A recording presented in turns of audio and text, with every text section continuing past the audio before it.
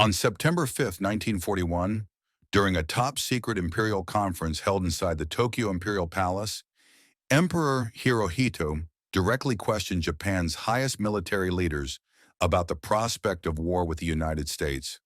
When asked whether Japan could defeat America, General Hajime Sugiyama, chief of the Army General Staff, confidently assured the emperor that if war broke out, Japan would achieve victory within a matter of months. That answer immediately angered Hirohito. The emperor sternly reminded Sugiyama that he had made the same confident prediction about the war in China. Yet 4 years had passed, and the conflict was far from over. China, Hirohito pointed out, was vast enough. The Pacific Ocean was even more immense. How then could Sugiyama so lightly dismiss such a war? The emperor rebuked him sharply. "Sugiyama, are you deceiving me?" The atmosphere in the chamber became suffocatingly tense. Admiral Osami Nagano, chief of the Naval General Staff, later recalled that he had never seen the emperor reprimand his commanders in such a manner. Hirohito's face flushed red, his voice raised in anger. Yet despite the emperor's open doubts, most of Japan's Supreme Command continued to believe that if war came, the United States would lack the will and resolve to fight decisively. That dangerous assumption quietly shaped Japan's fateful decisions in the final months leading up to Pearl Harbor. Since the late 1930s, Japan had steadily expanded its influence across East Asia and the Pacific, waging war in China and forging alliances with Germany and Italy. Behind these ambitions, however, lay a fatal vulnerability. Japan's economy and war machine depended heavily on imported oil and raw materials. When Japanese forces occupied northern and southern Indochina in mid-1941, the United States responded by freezing Japanese assets and imposing a total oil embargo. Tokyo was pushed into an existential dilemma: either withdraw from its conquests and accept strategic humiliation, or go to war to seize the resources it needed by force. Within Japan's leadership, dominated by hardliners, the momentum increasingly favored war. Many believed that a sudden lightning strike could shatter American morale at the outset. This conviction was further reinforced when General Hideki Tojo, a rigid and uncompromising figure, was appointed prime minister on October 17, 1941. Tojo harbored deep resentment toward the United States. In 1919, while serving as a military attaché, he had traveled across America and concluded that Americans were materialistic and soft, a pleasure-loving people lacking discipline and unworthy of comparison with Japan's warrior spirit. Tojo's contempt was widely shared. Many Japanese officers and politicians believed Western society had grown decadent through movies, automobiles, and comfort. They argued that such people could not endure the hardships of prolonged war. In closed meetings, some openly claimed that Americans would not dare to fight a long war, and that a few early Japanese victories would force Washington to seek peace. Repeated often enough, these assumptions hardened into a perilous illusion within Japan's Supreme Command. Yet amid this atmosphere of aggressive optimism, a few voices urged caution. The most notable was Admiral Isoroku Yamamoto, Commander-in-Chief of the Combined Fleet. Unlike most of his peers, Yamamoto had studied in the United States, spoke fluent English, and understood the true scale of American power. For that reason, he deeply feared a war against such an industrial giant. As early as 1940, Yamamoto openly warned that Japan could not defeat the United States and therefore should not provoke war. He repeatedly emphasized that underestimating Americans was a grave mistake. They were not weak or indulgent, Yamamoto argued, but adventurous, resolute, and willing to fight when they believed they were defending justice. More critically, America's industrial capacity dwarfed Japan's, and unlike Japan, the United States possessed virtually limitless oil and resources. In a conversation with former classmates in September 1941, Yamamoto bitterly admitted that Japan had no realistic chance of subduing America in a prolonged conflict. His warnings went unheeded, with the cabinet and military leadership nearly unanimous in their confidence of a quick victory. Emperor Hirohito, after long hesitation, ultimately accepted the decision for war in early September 1941. Despite his opposition, Yamamoto obeyed orders as a professional soldier. If war was unavoidable, he believed Japan had only one chance: to strike first with overwhelming force and crush American morale at the outset. Yamamoto became the architect of the Pearl Harbor attack, a bold plan aimed at destroying the U.S. Pacific Fleet anchored in Hawaii. To him, that fleet was a dagger at Japan's throat. As long as it remained intact, every Japanese operation in Southeast Asia would be under constant threat. Yamamoto even threatened resignation to force the Naval General Staff to approve the plan. Yet beneath his determination lay a clear-eyed understanding of Japan's limits. Yamamoto famously warned Tokyo's leaders that he could dominate for 6 months to a year, delivering a string of victories. But if the war dragged on for 2 or 3 years, he had no confidence whatsoever in ultimate success. This was not pessimism, but cold calculation. America's overwhelming industrial and economic superiority would inevitably tilt the balance. Still, such warnings were drowned out by blind confidence. Most Japanese leaders clung to the belief that warrior spirit and courage would be enough to subdue a nation they considered soft and indecisive. That fatal misjudgment led Japan to an irreversible decision: strike the United States first, strike fast, strike hard, before the enemy had time to awaken. At 7:48 a.m. on December 7, 1941, Hawaii time, the Pearl Harbor operation began. A peaceful Sunday morning in Hawaii was suddenly shattered as hundreds of Japanese aircraft descended, unleashing a devastating storm of bombs and torpedoes on the U.S. naval base. In less than 2 hours, the American Pacific Fleet suffered catastrophic losses. 4 battleships were sunk or severely damaged. Numerous other warships and aircraft were destroyed, and more than 2,400 American servicemen were killed. It was a shock without precedent for the United States. News of victory was swiftly transmitted back to Tokyo. When the encrypted message confirming success reached Admiral Isoroku Yamamoto, then aboard his flagship Nagato, he was reportedly somber and uneasy rather than jubilant. In Tokyo, however, the mood was one of celebration. As planned, Japan quickly declared war on the United States and Britain. On December 8, 1941, Tokyo time, Prime Minister Hideki Tojo rose before an extraordinary session of the Imperial Diet and solemnly announced to the nation that the Empire of Japan had entered a state of war with the United States, Britain, and the Western powers. Official proclamations and speeches broadcast nationwide emphasized that Japan was acting in self-defense against Anglo-American oppression and asserted that victory was inevitable. Tojo proclaimed that in the short time since hostilities began, the emperor's forces had crushed the enemy everywhere, seizing key strategic positions in rapid succession.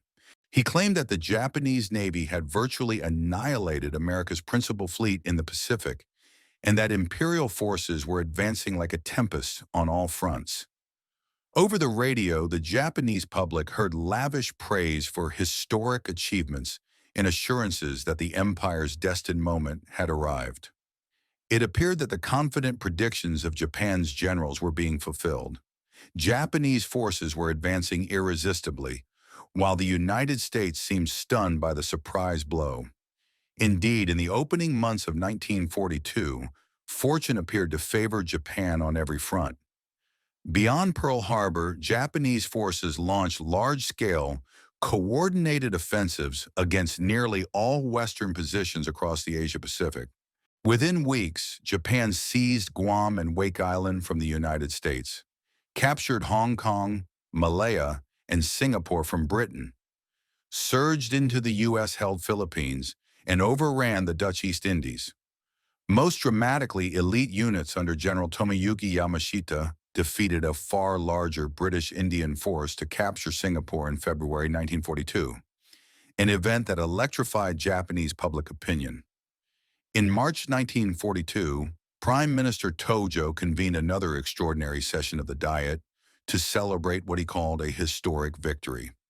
In a nationwide radio address, he boasted that the main fleets of the United States and Britain had vanished from the surface of the Pacific, and that the enemy had not won a single battle nor held a single defensive line against the Emperor's invincible might. He even warned Australia to heed the fate of the fallen Dutch colonies, implying that a vast but sparsely populated country would be unable to withstand Japan's battle-hardened divisions. Intoxicated by victory, Japan's military leadership grew increasingly confident. Many believed they had knocked out a giant before it could recover. Some generals declared that the United States and Britain had lost all will to resist. In meetings at Imperial General Headquarters, the prevailing view was that America could not rebound after such a string of defeats. A directive from the Japanese General Staff to frontline units even asserted that American troops lacked fighting spirit, excelling in technology but deficient in martial character, encouraging Japanese soldiers by claiming the enemy would collapse quickly if struck hard from the outset. These statements were later cited during the International Military Tribunal for the Far East.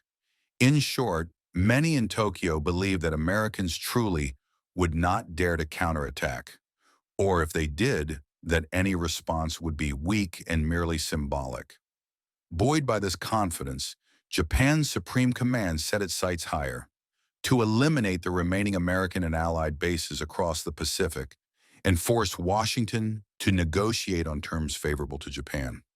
Reality, however, unfolded very differently from Tokyo's expectations. The attack on Pearl Harbor did not intimidate the American people. Instead, it ignited a surge of anger and resolve. On December 8, 1941, Washington time, President Franklin D. Roosevelt delivered his historic address to Congress, calling December 7th a date which will live in infamy, and pledging that the United States would fight on to the end. Congress voted almost unanimously to declare war on Japan, transforming a nation previously divided over intervention into a country united for total war. Patriotic fervor surged. Young Americans volunteered in droves. Factories rapidly converted to arms production, and the nation mobilized its immense industrial capacity. Far from seeking compromise, the United States committed its vast economic and technological power to prepare for counteroffensives. Japan's leaders had made a grave strategic miscalculation. Expecting America to retreat into isolation or seek peace, they instead provoked a determined industrial superpower into full mobilization. Admiral Isoroku Yamamoto, who understood America better than most of his peers, was said upon learning of the operation's success to have uttered a fateful line, "I fear all we have done is to awaken a sleeping giant and fill him with a terrible resolve." The remark was recorded in the 1949 memoirs of intelligence officer Toshikazu Kase, though some historians argue it may have been a post-war attribution. Whether exact or not, it captured Yamamoto's deepest concern, that the United States would unleash its full strength in retaliation. History soon bore this out. Before long, Japan began to feel the first blows of the counterattacks from an enemy it had once believed would not dare to strike back. In April 1942, just over 4 months after Pearl Harbor, the United States stunned Japan with a bold counterstrike that came to be known as the Doolittle Raid. On April 18th, 16 B-25 bombers took off from an American aircraft carrier in the Pacific and flew directly toward the Japanese home islands, bombing Tokyo and several other cities. The physical damage caused by the raid was minimal, but the psychological shock was enormous. For the first time, the Japanese homeland itself had been bombed, something the public had never imagined while imperial forces were winning victories across Asia and the Pacific. Japan's leadership was both stunned and furious. The raid did more than shake the myth of Japanese invincibility. It revealed a terrifying reality. The enemy was neither timid nor incapable, but bold enough and strong enough to strike deep into Japan itself. The belief that Americans were cowardly was clearly wrong. The Doolittle Raid placed intense pressure on Japan's general staff to respond forcefully. Admiral Isoroku Yamamoto in the Navy insisted that the remaining American aircraft carriers, the very platforms that had enabled the raid, had to be destroyed. As a result, plans for an attack on Midway Island, believed to be the next target of the U.S. fleet, were accelerated in May 1942. Yamamoto hoped to lure the American fleet into a trap at Midway and annihilate its remaining strength, securing a decisive victory that would end the war quickly. The plan was extremely risky. Midway lay close to Hawaii, America's home base, and required Japan to disperse its forces across a vast stretch of ocean. Yet overconfidence within Japan's high command had reached its peak. They believed American forces were weakened and would take the bait. With this confidence, Yamamoto assembled a massive fleet, centered on 4 frontline aircraft carriers and hundreds of elite aircraft, convinced that this operation would finally eliminate what remained of American naval power. In early June 1942, the Battle of Midway erupted, and it was here that Japan's illusion that America would not strike back hard collapsed catastrophically. Contrary to Yamamoto's expectations, the Americans did not fall passively into the trap. Having broken Japanese naval codes, the U.S. Pacific Fleet under Admiral Chester Nimitz prepared a counter-ambush. On June 4, 1942, American aircraft from the carriers Enterprise, Hornet, and Yorktown launched a surprise attack against the Japanese fleet as it approached Midway. In just a few brutal hours, 3 of Japan's main aircraft carriers, Akagi, Kaga, and Soryu, were hit by bombs, engulfed in flames, and sunk, taking with them hundreds of aircraft parked on their decks. Later that same day, the 4th carrier, Hiryu, was also located and sunk. 4 of the Imperial Navy's core aircraft carriers were destroyed in a single day, an unimaginable loss for Japan's Supreme Command. The Americans suffered losses as well, including the sinking of Yorktown, but the price was negligible compared to Japan's disaster. For the first time in its history, the Japanese Navy suffered a crushing, decisive defeat. More than 4,000 elite officers and sailors were killed, including hundreds of veteran pilots who could never be replaced. The 6-month string of victories Yamamoto had once warned was the limit of Japan's success came to an abrupt end, replaced by its first catastrophic defeat and a fatal turning point in the war. At headquarters, as reports arrived one after another describing carriers exploding and sinking, Yamamoto was left speechless, reportedly letting out a groan as he read the battle summaries. The commander who had warned that Japan could dominate only for 6 months understood that his own prophecy had come true. From Midway onward, Japan steadily lost the initiative and was forced onto the defensive against an enemy whose manpower and industrial power were now overwhelming. News of the Midway disaster was initially concealed from the Japanese public, but within the high command the shock shattered any remaining belief that America was weak. Soon after Midway, Prime Minister Hideki Tojo admitted during a government meeting that the situation was more difficult than anticipated and called on the Japanese people to prepare for a prolonged war. But the strategic momentum had already shifted, and Japan would never again regain the dominance it enjoyed in the early months of the conflict. In August 1942, U.S. forces launched their first major ground counteroffensive at Guadalcanal in the Solomon Islands. There, once again, Japanese arrogance was paid for in blood. Believing American troops feared close combat and night fighting, a Japanese elite unit under Colonel Kiyonao Ichiki recklessly launched a frontal assault against U.S. Marine positions along the Tenaru River on the night of August 21, 1942, and was almost completely annihilated. Roughly 800 elite soldiers were killed. Survivors were horrified to discover that American troops fought with fierce determination both day and night, utterly contradicting the propaganda they had been taught. Guadalcanal quickly became a brutal war of attrition, exposing a harsh reality. Backed by steady reinforcements and unbreakable endurance, American forces gradually defeated Japanese troops even as the latter fought to the death. By February 1943, after 6 months of starvation, disease, and relentless combat in the jungle, the remaining Japanese units silently withdrew from Guadalcanal, leaving behind nearly 20,000 dead comrades and the shattered dream of an easy victory. The cascading events from late 1942 into 1943 fully awakened Japan's ruling elite. They were forced to admit that every assumption they had made about the American enemy had been catastrophically wrong. The United States was neither weak nor timid, as they had believed, but had demonstrated terrifying strength in both willpower and material capacity. As the war dragged on, the industrial balance tilted ever more decisively in America's favor, exactly as Yamamoto had warned. Month by month, quarter by quarter, the United States produced and deployed vast numbers of aircraft carriers, warships, and advanced aircraft on a scale Japan could not hope to match.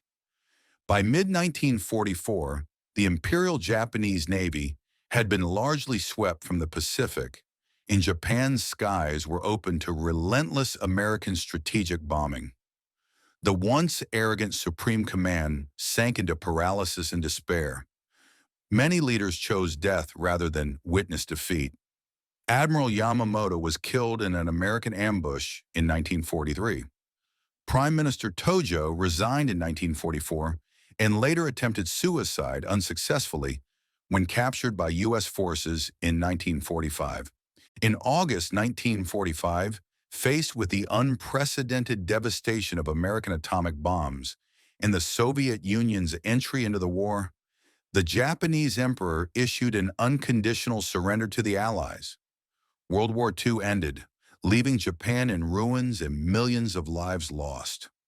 Looking back on this trajectory, the earlier boasts of Japan's militarist leadership appear tragically ironic. They had confidently declared that Americans would not dare to fight and that the war would end swiftly. Yet history unfolded in exactly the opposite direction. It was the arrogance and self-deception of Japan's Supreme Command that dragged the nation into a war far beyond its capacity against an enemy whose strength it fundamentally misunderstood. The price was catastrophic: the collapse of an empire, the occupation of the homeland, and the prosecution of its leaders as war criminals. In 1948, former Prime Minister Hideki Tojo, standing before the gallows, admitted, "I take full responsibility for the war. Now that it has been lost, I am ready to be judged and punished."